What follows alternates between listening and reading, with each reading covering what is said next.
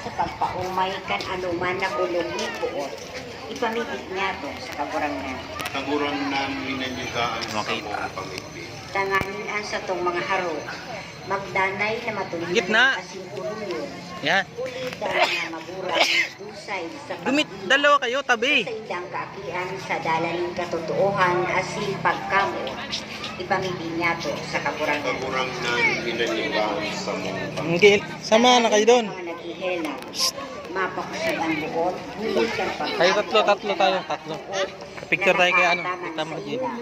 Ipamigit niya to sa kaburangan. Kagurangan ginanyugaan sa mong pamigbi. Tanganing ang mga gadan Ano mag-ugma pala? sa pagpaman sa katulungan na balaod ni Kristo.